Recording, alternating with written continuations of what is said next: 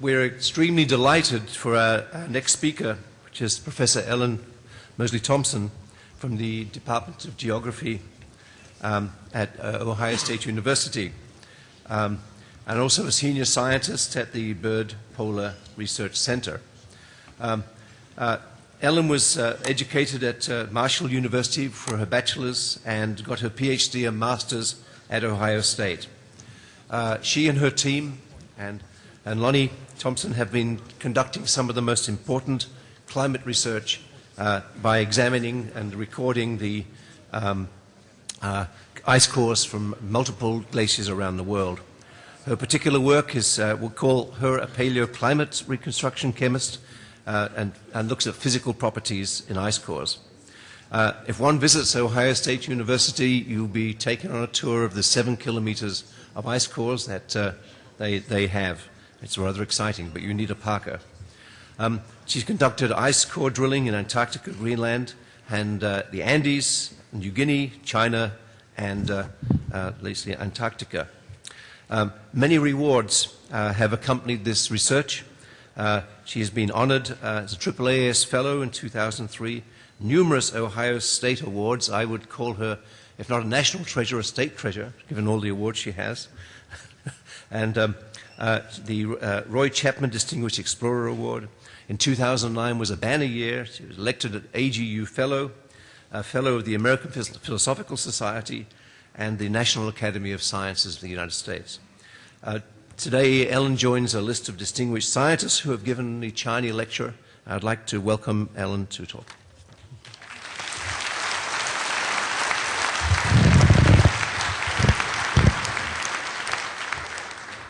All right. Just 1 second while I figure out the buttons up here. How do I advance the slides? Go forward with this and back. All right, thank you. There's Okay. I can use this? Use it. Well, okay. You can just go forward and back with it. All right. All right, well, thank you very much. It's quite an honor to be asked to give the Joel Charney lecture. Many of you know that Joel Charney was definitely one of the pioneers of modern meteorology, moving meteorology mainstream in the sciences in the 3 decades following World War II. Now today I'm going to talk about, and I'm going to turn the screen here so I can look at you and maybe do some pointing as well. I've entitled the talk, Past and Contemporary Climate Change, Evidence from Earth's Ice Cover. And before I start, it's important that I let you know that the work that I am presenting represents the collective efforts of our research team at Ohio State.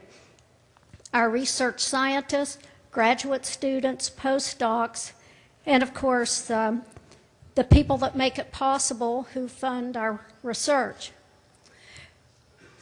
So I just want to start with some simple things.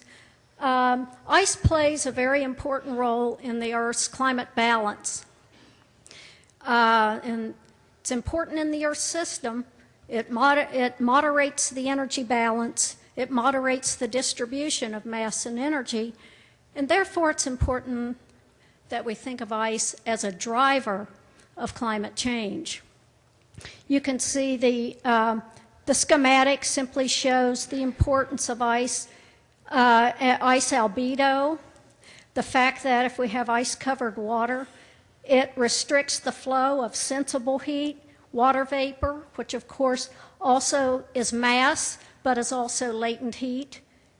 And as ice forms on the ocean, we get the extrusion of salt, which can affect the overturning.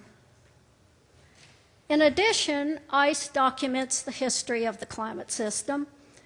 It records changes in the system on virtually all time scales. Therefore, we can think of it as a recorder of climate change. This is the margin of the Quelccaya ice cap in the southern Andes of Peru, taken in 1977.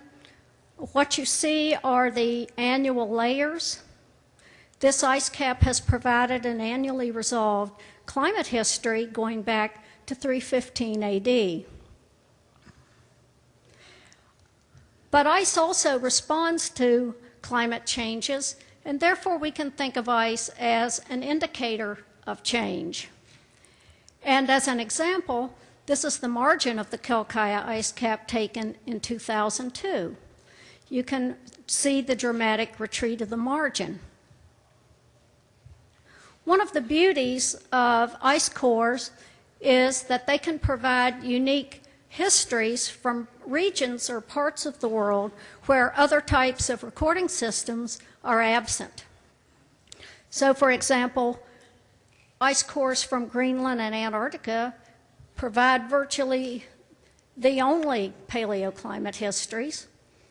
In the high mountains of Peru or in Tibet, at the highest elevations, we don't have many trees to give us tree rings, and not too many speleothem histories. So ice cores really do fill a void in the paleoclimate reconstructions. Now, the Earth's ice sheets and glaciers preserve long and high-resolution histories, and ice cores are very powerful contributors to multi-proxy reconstructions. One of the beauties of ice cores is that they can provide multiple lines of climatic and environmental evidence. As illustrated here, very quickly, we use the isotopic ratios of oxygen and hydrogen as proxies for temperature. The chemistry of the ice reflects the chemistry of the atmosphere. We can reconstruct accumulation histories. We can measure the dust in the ice. It provides a reflection of the atmospheric dustiness. We can reconstruct the volcanic history, the history of anthropogenic emissions, and ice also contains entrapped microorganisms that can be resuscitated after thousands of years. In addition, ice cores are very valuable, particularly when we have high temporal resolution, as shown here. This is an ice core from the Galia ice cap in the western Kunlun in Tibet, and this is 1 year of accumulation. So when we have high-resolution histories, we're well positioned to look at rapid climate changes. Ice cores are probably best known in the broadest sense for the trapped gas history. And in fact, to date, they provide the only archive for the long history of greenhouse gas concentrations. The longest core comes from this site at Dome C in East Antarctica. This is the Epica Dome C core. It extends back over 8 glacial interglacial cycles. As shown here in blue, this is the modern going back to the left.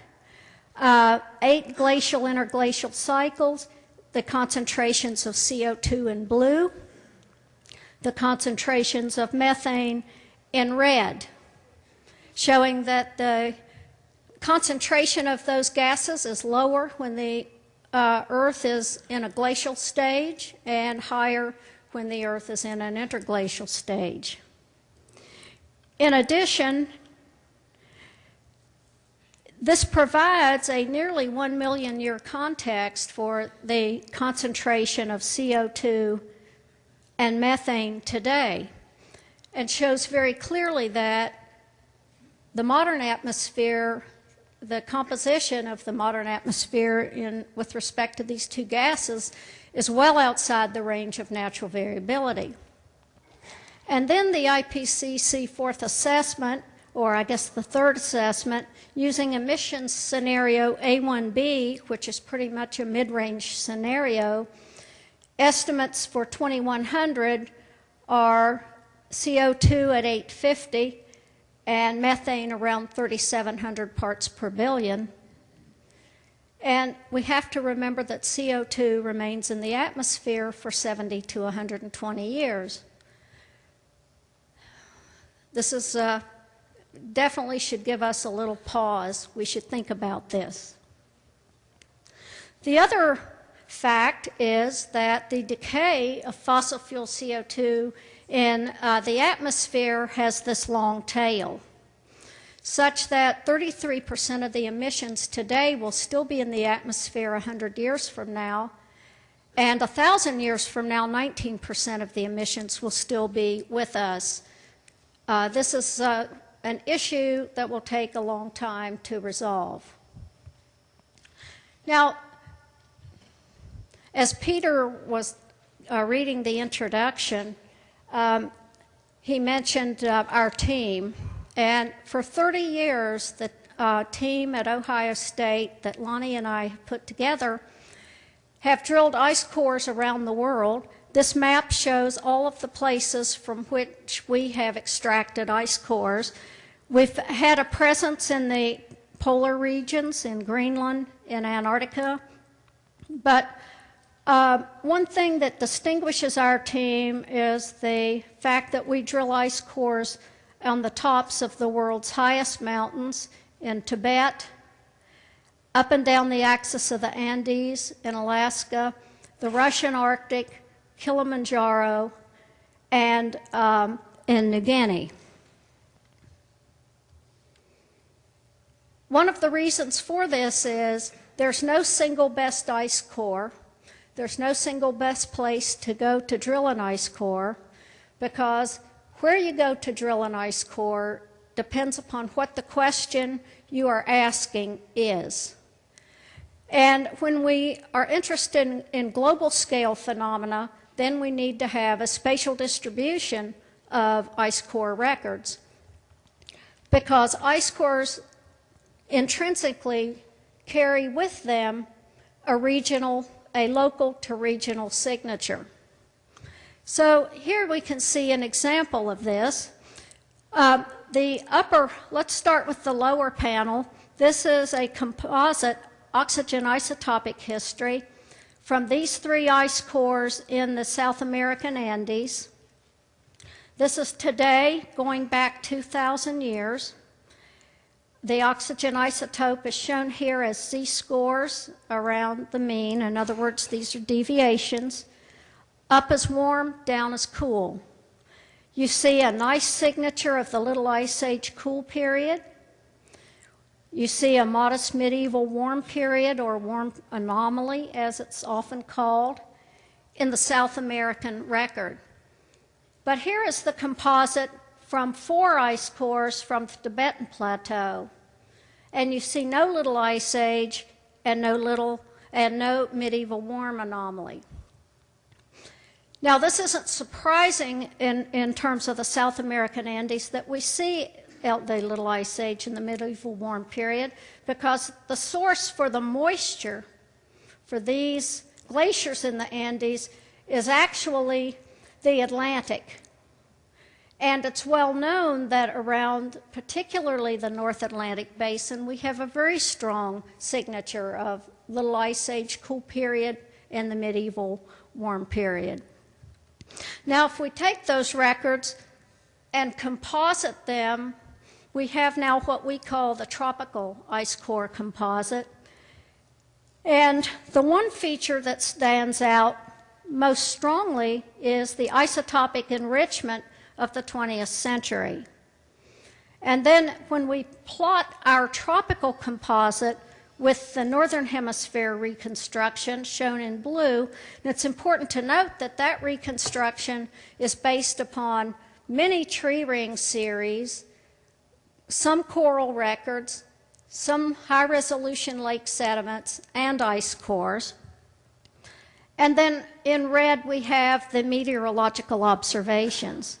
And you'd have to conclude that over that 2,000-year history, the tropical records composited don't look significantly different from the Northern Hemisphere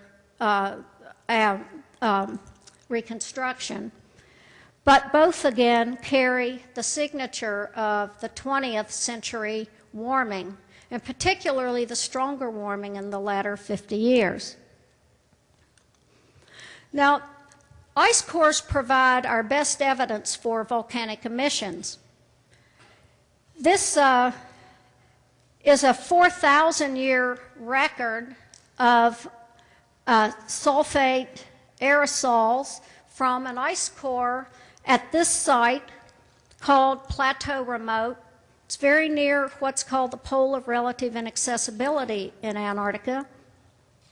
And we drilled 2 cores to 200 meters, and that gave us the 4,000-year history. The thing to note is that the frequency of volcanic eruptions is quite variable. And in fact, we have in the last 2,000 years many more volcanic eruptions, and those would be essentially the sulfate concentrations above this dash line, which is a 2 sigma discriminator. The other thing to note is that many of the largest eruptions have occurred in the last 800 years. Now, we all hear about Tambora right here, a very large event, affected both hemispheres. But you can see another large volcanic eruption in 1453, some other large eruptions around the 1260s, and these are also present in Greenland. And then I wanted to point out this event. It's really called the Unknown Eruption, but this is an eruption in 1809. So this eruption was 6 years before Tambora, and we didn't even realize that it was of such magnitude until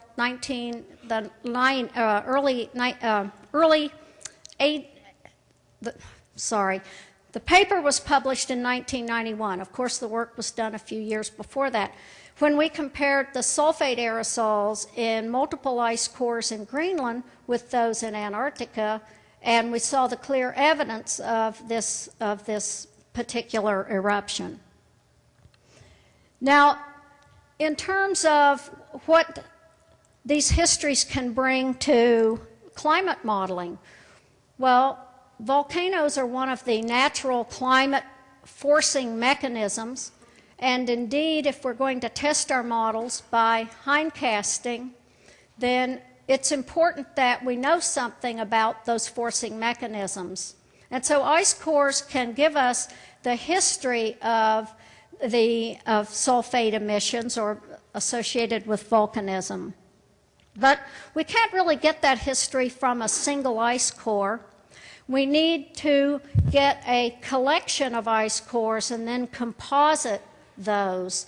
And just to highlight how variable these types of records can be from site to site on an ice sheet, here I'm showing you the excess sulfate concentrations in the section of 6 different cores that contain both Tambora and the 1809 event. And you can clearly see that the total sulfate, and this is excess sulfate, this is sea salt sulfate has been removed from these records. Essentially, what you would calculate from this site would be quite different than what you might calculate at D2 or at D3. And there's a lot of factors that go into this variability, including, what were the prevailing winds at the time? Was it snowing at the time? What is the nature of the deposition site? Is there a lot of wind? Is the snow mixed more frequently at one site than the other? So that's why we need multiple cores. Again, no one core can give us definitive information. Now, in this graph, I wanted to highlight the fact that the sulfate concentrations, again, now these would be the sulfate concentrations with sea salt removed, and then with the volcanoes removed. So we would call this the non-sea salt,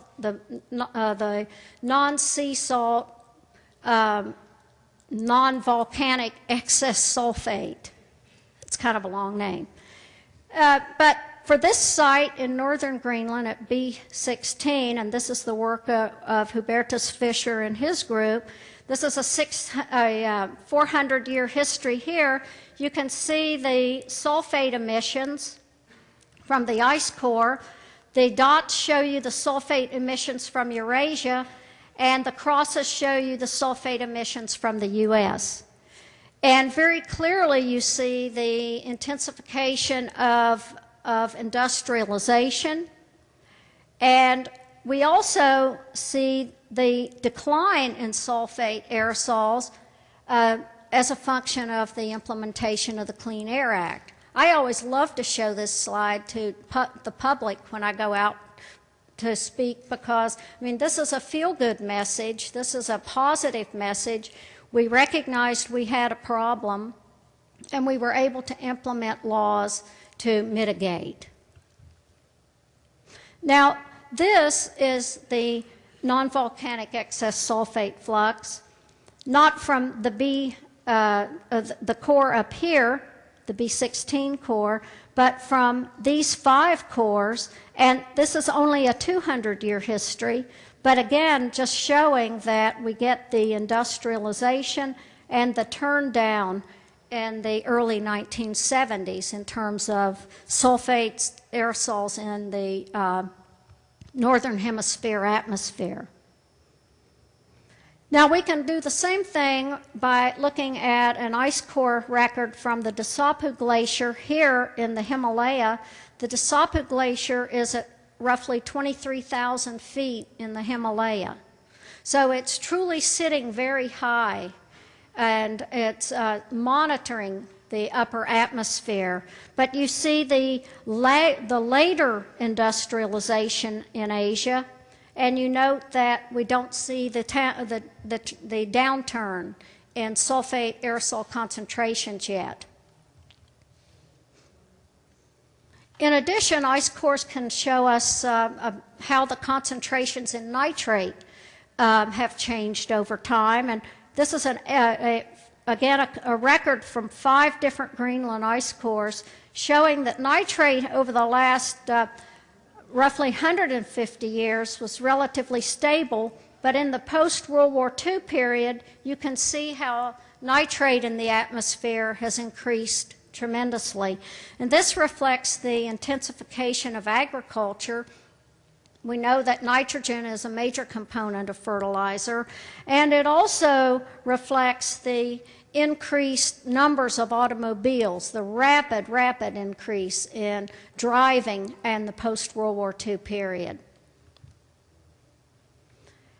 Now, I know that virtually everyone in the room has heard that much of the ice on the planet outside the 2 major ice sheets, Greenland and Antarctica, in other words, the high mountain glaciers, are overall in a state of retreat. And on this map, we have again all of the different places where our team has drilled ice cores, and in the areas in red. In those regions, the bulk of the glaciers are in retreat. Now, this does not mean that you cannot go to a region, one of these regions, and find a few glaciers that are advancing. Glaciers are very sensitive, and they will advance and they will retreat based upon both large-scale forcing mechanisms as well as local effects, such as their aspect or cloudiness. But overall, the take-home message is, from this publication by Mark Meyer, that there is a decrease in glacier ice on the planet. I wanted to spend a few minutes talking about that. Now, returning to the Quelccaya ice cap in the southern Andes of Peru, it's the largest tropical ice cap. And when we first started studying Kelkaya. Lonnie's first visit was 1974. It covered 60 square kilometers, and today it covers roughly 45 square kilometers. So Kelkaya is behaving very much like many of the other high mountain ice fields. In 1977, the margin of the Kelkaya ice cap at this particular place had a gently sloping ramp. Here are people for scale walking up to the drill site, but all of this has disappeared. Out here is now a lake, and this is the ice margin in 2002 that actually would sit back here. And in 2002, Lonnie, walking around the margin of the ice field, found this plant deposit. He had walked the same path the year before, but there was no plant, but of course the ice was more extensive. This is a close-up of the plant deposit. It's a wetland plant. It's been identified as Distichia muscoides. It has no woody tissue.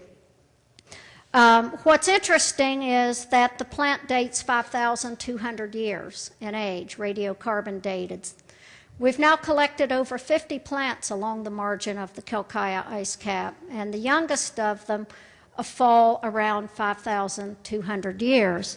So in addition, this plant is about 200 to 400 meters above its modern range. So essentially the retreating ice, these plants are emerging, and they tell us something about the extent of the ice in the past. So we know that the Kelkaya ice cap has not been smaller than it is today for 5,000 years. So again, we have that temporal perspective for this relatively rapid change. Now, this is just to show you that the plant has not been exposed prior. Just 3 years later, here is the plant deposit. Here is where that margin was in the last photograph, and this is how far the Kelkaya margin has retreated in those 3 years, between 2002 and 2005. Sometimes you can find photographs that document the change in glacier extent. This upper photograph was taken in the mid-30s at a place called Chlorine in Peru. It's relatively near Cusco. And this is a modern photograph taken by our team. But when you superimpose them, you can see very clearly how much ice has been lost from these valleys. The area in gray represents ice that was present in the 30s that is absent today. Secondly, you can see that the ice is not only retreating up valley, but that it is down-wasting and thinning. Kilimanjaro has been in the news because it is well known that the ice on Kilimanjaro is disappearing. These photographs chronicle the loss of ice on the flanks from 1912 to 2006. In addition, when our team was there in 2000 to drill ice cores, 6 ice cores from the 3 remaining ice fields, we had an aerial photograph taken, and subsequently in 2007 we've had a second aerial photograph taken. We've been able to merge those photographs with the earlier maps made by Hastenrath and Greichar to map the retreat of the ice on the summit. So the dark blue shows you the ice that was remaining in 2007. The light blue shows you the 1912 extent. So 85% of the ice cover, this is simply looking down on the top, so we're only talking about lateral shrinking, but 85% of the aerial extent of the ice that was present in 1912 has disappeared. And this shows the area plotted against time.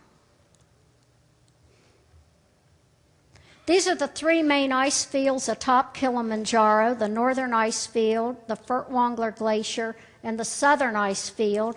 And this is the 2000 and then the 2007 images. 26% of the ice that was present in 2000, or 26% of the ice cover, has disappeared by October 2007. This is the Furtwangler Glacier. Let me go back. You can see in 2000, Furtwangler was a single glacier.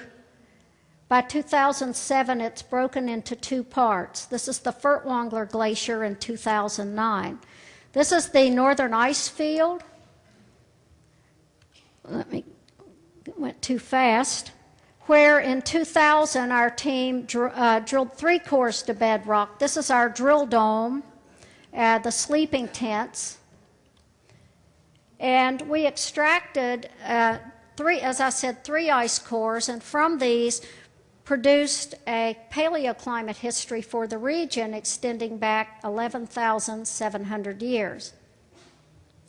This is important when you think that the ice on atop Kilimanjaro is virtually disappearing in little more than a century, and the mountain, the largest ice field, the northern ice field, has been present for 11,700 years. I would say that constitutes a relatively rapid climate change. Now, one of 2 interesting observations, the ice core, this is the top of the ice core on the northern ice field. The Chlorine 36 peak associated with the thermonuclear testing in the 50s, principally the Ivy test, was sitting right at the upper surface. We dated the upper surface of Kilimanjaro in 2000 as 1953. That means its largest ice field, the northern ice field, is now losing mass from the top down, and hence it's not accumulating. Secondly, we know that no other events of the magnitude of what's happening now on Kilimanjaro has happened in the past, because the warming and the melting leave clear marks in the ice. They leave these elongated channels. The bubbles disappear because they go into solution. This is the upper 65 centimeters of the Kilimanjaro core showed distinct evidence of melt. The rest of the core, which was 50 meters in length, looks like this, which is typical bubbly glacial ice. Today, Kilimanjaro's ice fields, at least the northern ice field and Furtwangler, are losing mass almost equivalently by shrinking as by down-wasting or thinning. When we drilled in 2000, this stake was placed on the surface, and here's that stake in 2004. Very clearly, we've got surface lowering. So again, just looking at the percent of the ice loss from 2000 to 2007 by shrinking and by thinning, virtually identical. I want to go to, want to go to the Himalaya, to Tibet. You will hear more about, thank you. Thanks, Alan.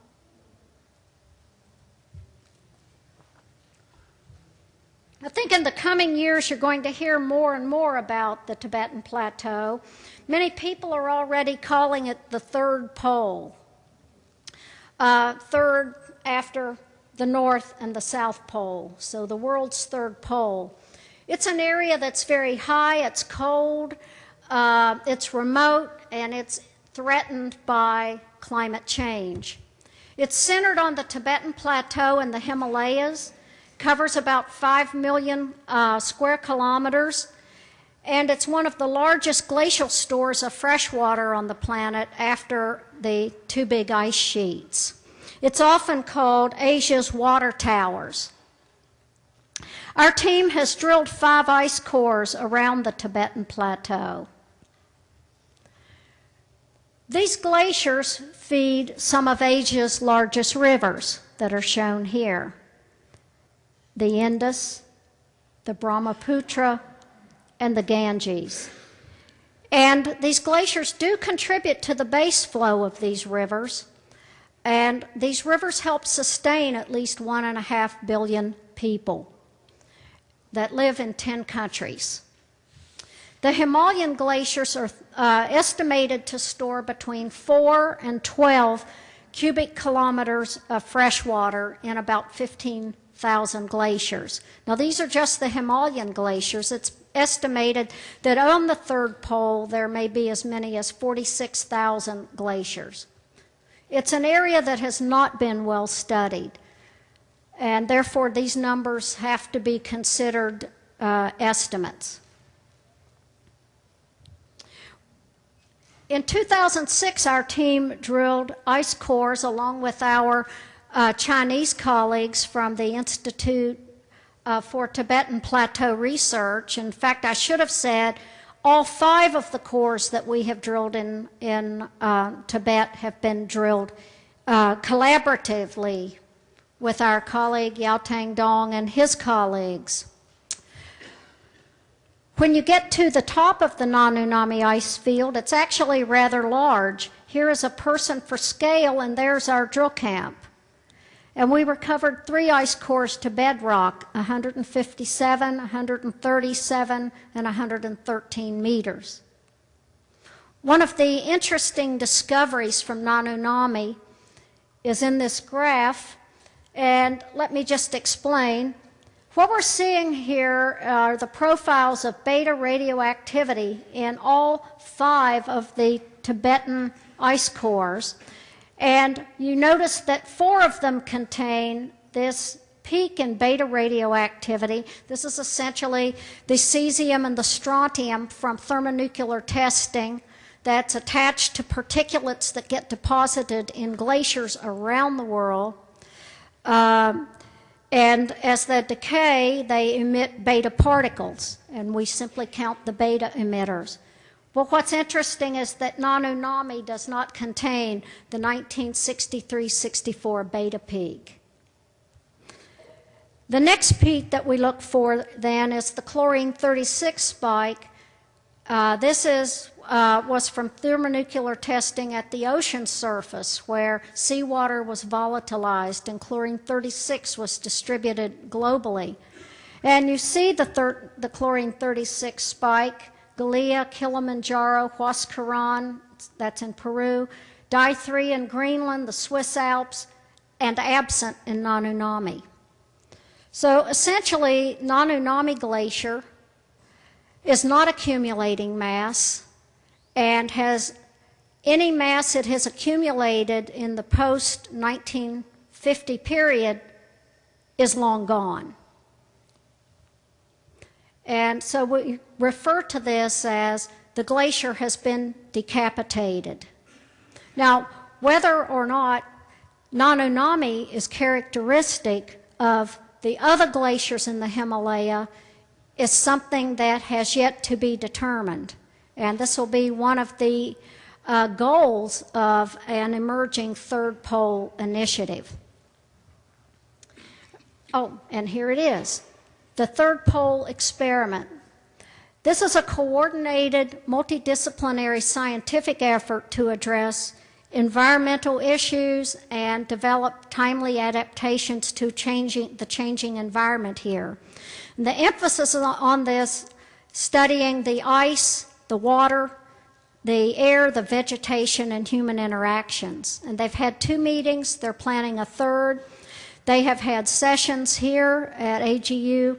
There are 2 sessions this afternoon in Moscone West 2001, if you're interested. And they plan to have sessions again next year.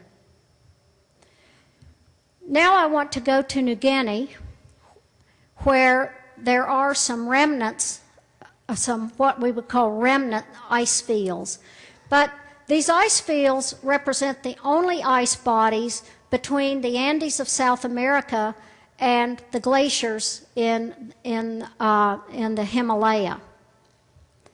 And it's been known since 1970, when some Australians visited this region, that these ice fields were in decline.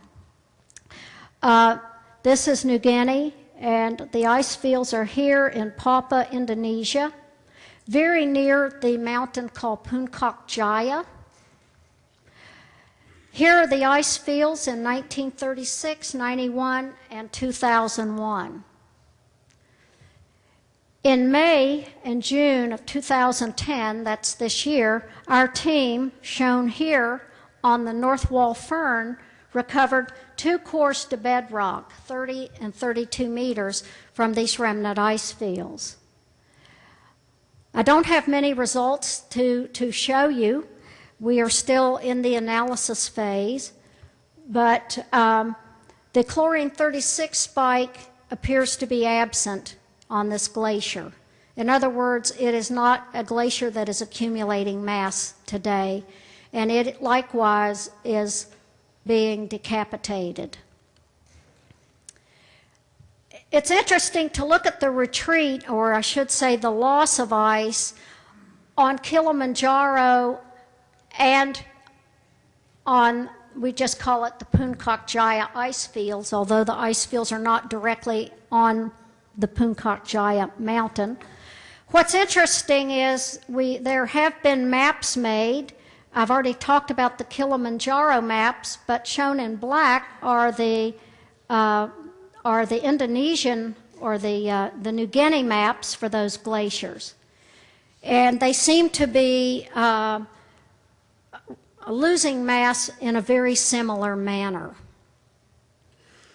Now, many of you have probably heard of the term vertical amplification. The IPCC fourth assessment simulations for a CO2 level of 400 or 800 ppm suggested that the warming might be at the surface, the warming at the surface might be in the range of 2 degrees C, but that at elevations of 4, 5, and 6,000 meters, the temperature would be potentially amplified 3.5 to 5, or maybe even 5.5 degrees C. And on this image, we have plotted the different glaciers. There are a few missing from here. I'm sorry about that. So it seems that these glaciers may potentially already be seeing some amplification of temperature at these elevations. Certainly the conditions that these glaciers are experiencing are not the conditions under which they formed and have persisted for, in some cases, thousands of years. Now, there's a strong warming in the Antarctic Peninsula, and we know that temperatures there have warmed about 2.5 degrees C in the last 50 or 60 years. And we were reminded of how rapidly things can change in 2002 when the Larsen B ice shelf broke out in just 31 days. Now, collapsing ice shelves don't raise sea level, but they buttress or they hold back land-based glaciers. And once the ice shelf broke out, Ted Scambos and his team, who were monitoring the glaciers, noted that these glaciers were flowing 3 to 8 times faster. Some of them had thinned by as much as 40 meters. Whereas the glaciers that are feeding the part of the ice shelf that has yet to break out have not accelerated. I had the good fortune to be part of the International Polar Year project called the Larissa Project, Larsen Ice Shelf System Antarctica. It's an interdisciplinary international program We have marine and quaternary scientists, cryospheric and oceanographic scientists, and people studying marine ecosystems, all directing their expertise toward understanding the system. The overall goal is to assess the rapid system-level changes that are taking place in the Larsen B embayment, and to better understand the forcings and the consequences, and to place these changes in a longer-term perspective. So the ice core scientists, glaciologists, oceanographers, and marine geologists and biologists are collaborating to characterize the effects of the collapse on the marine ecosystem, on the glacial dynamics, and then on the interactions between the ocean, the ice, the geology, and the biology, and again, place those in a long-term context. And with the ocean cores, they hope to expand the look back to possibly the last interglacial, 125,000 years, when it was thought that not only was the area warmer, but the sea level was higher than today. And Larissa was supported by the infrastructure. This is one of the interesting things with Larissa, was the use of a common set of logistics for this interdisciplinary program. It was supported primarily by NSF's icebreaker, the Nathaniel B. Palmer, outfitted with helicopters, and then also with my team was supported with fixed-wing aircraft, Twin Otters, operating out of Rothera Station, which is the British Antarctic Station. And this afternoon, there'll be some posters on the dynamics of the Antarctic Peninsula. There are not many ice cores that have been taken in the Antarctic Peninsula that exceed or provide records longer than 100 years. In 89 and 90, our team collected ice cores on the Dyer Plateau. In 2008, the British drilled to bedrock on the James Ross Island here. And then here is our site. This is called the Bruce Plateau drill site. And we drilled 446 meters to bedrock. Our cores only returned to Ohio State in August, so we have very little to tell you. But whatever record is contained in the 446 meters, which is the whole sequence, we're going to have that record. And I thought you might just find it interesting to see some photographs. This is the Bruce Plateau. This is our camp. This is the skiway. This is an aerial view of our camp. This is our drill dome. Here you can see an example of the ice core that has just been drilled. And then in the lowest panel, you see the bubbles that are preserved in the ice. We definitely are going to be able to extract not only the various chemical species and insoluble dust, etc., but this core should provide a nice gas history as well. Now, there's also strong warming in the polar regions, very well-known amplification. We're all aware of what's happening with the Arctic sea ice. I won't belabor that. This is very well known. I think Mark Serez may be talking about this later this afternoon. So what are the big ice sheets doing? Essentially, it looks like overall Greenland is losing mass. It is gaining mass at the higher elevations by increased precipitation, but it's losing mass along the coast in these large outlet glaciers. Overall, the best estimate, and this is a floating target, these are large ice sheets, they're very hard to monitor. Ultimately, these answers are going to come from the satellite campaigns, the GRACE mission, gravity recovery and climate experiment, and from ICESat-2, which will be launching in the next few years. But overall, it looks like Greenland is out of balance in the negative direction with losing 100 gigatons annually. West Antarctica, which contains 5 to 6 meters of sea level rise equivalent, appears to be losing mass.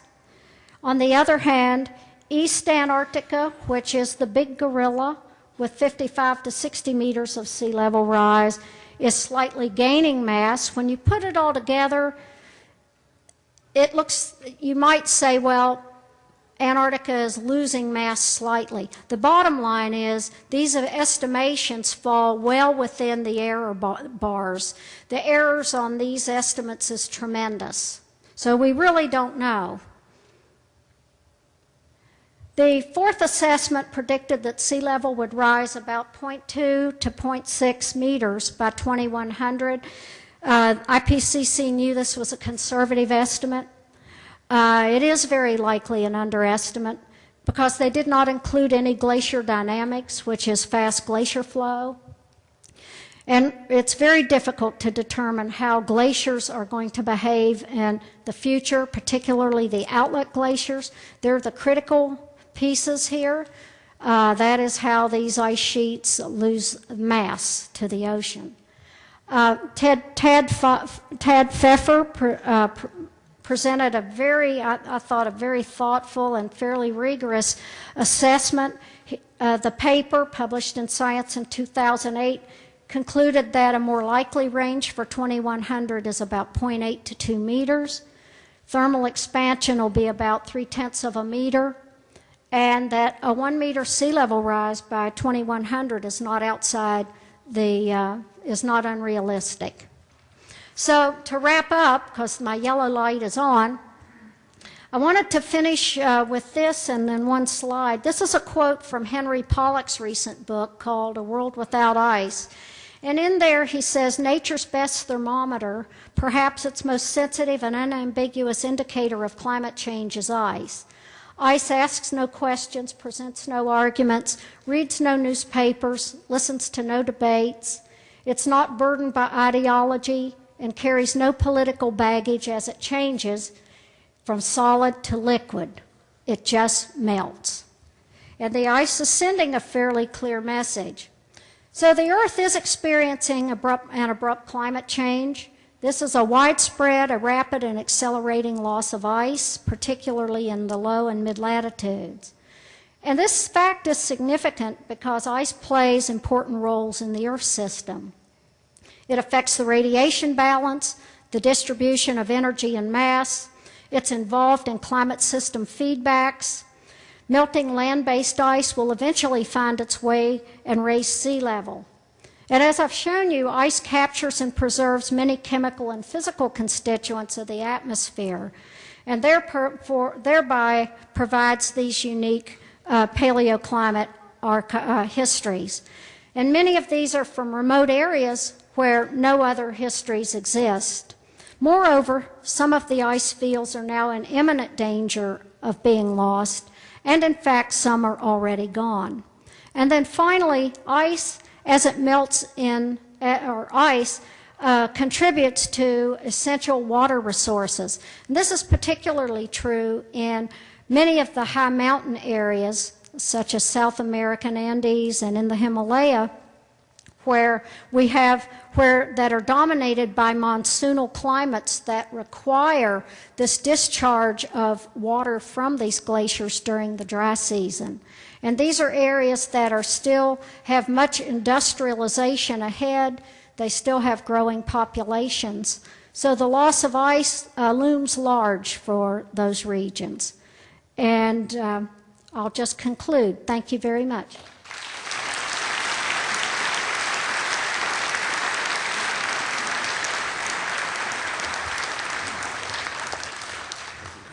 Lovely talk. Here we go.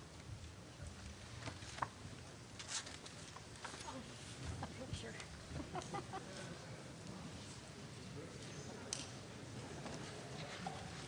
Is it good? We have time for a few questions, so please line up at the microphones if you can. Thank you.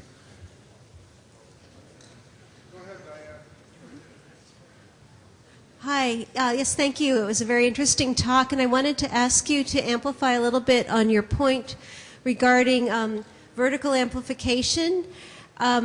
I remember a few years ago there was some controversy. I'm not sure if you were implying that the ice loss in the tropics was evidence of an increased temperature trend with height, but I recall a few years ago a controversy about whether there were more hydrological or temperature influences on that ice, and I wondered if you could bring us up to date on the status of that discussion.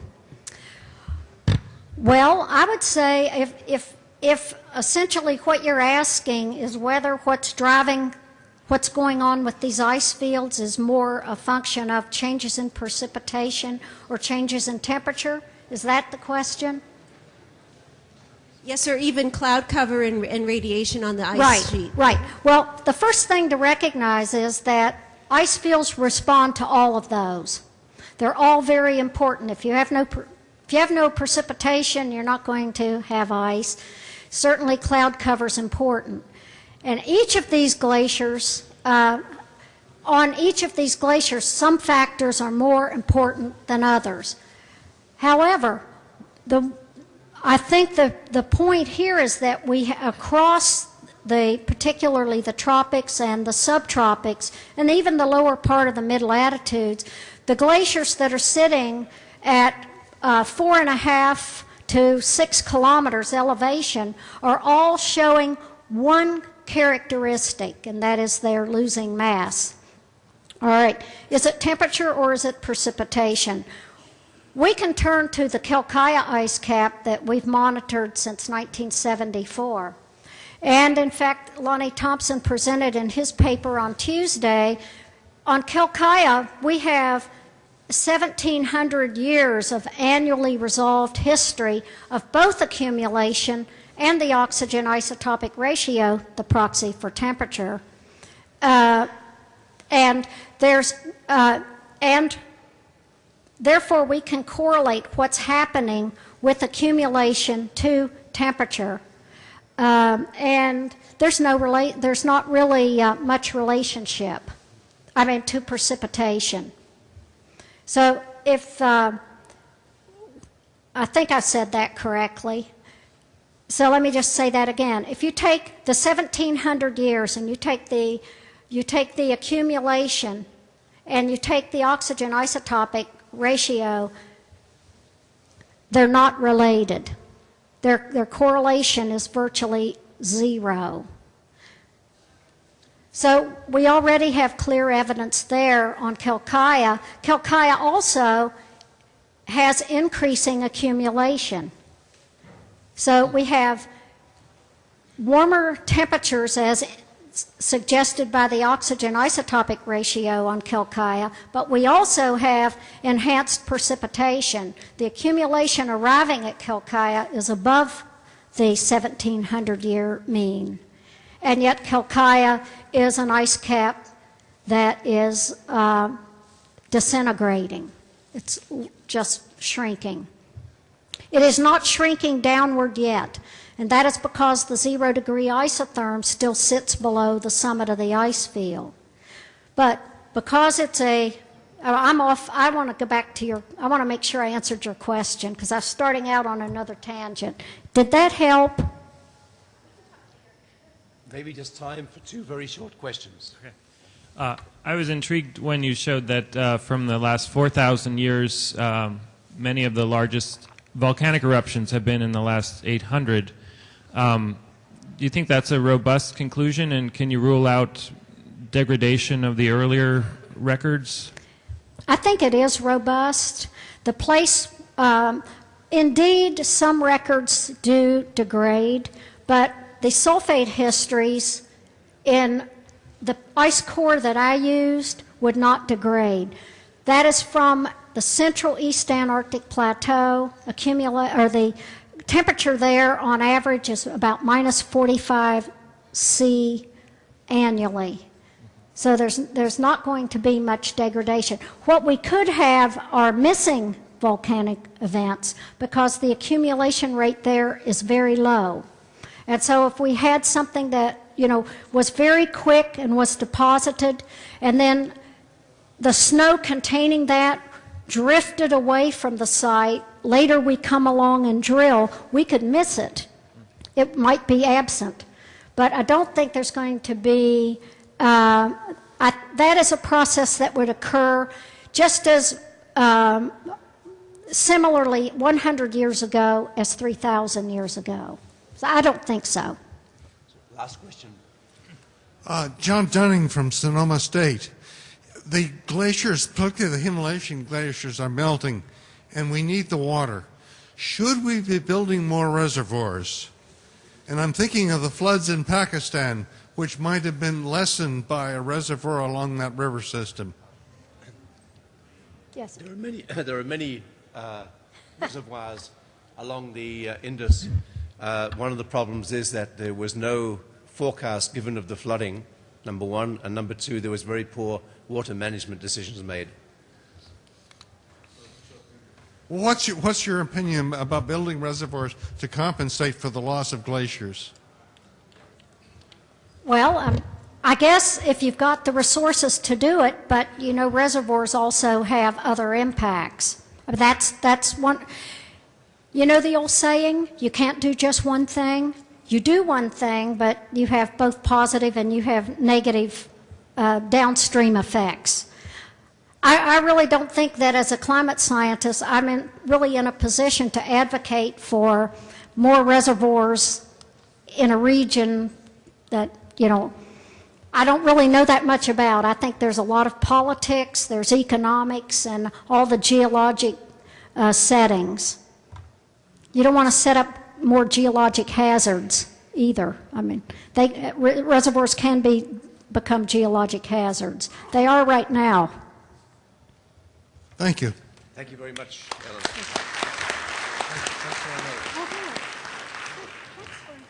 Oh, sure. Oh, good. All right. All right, thanks.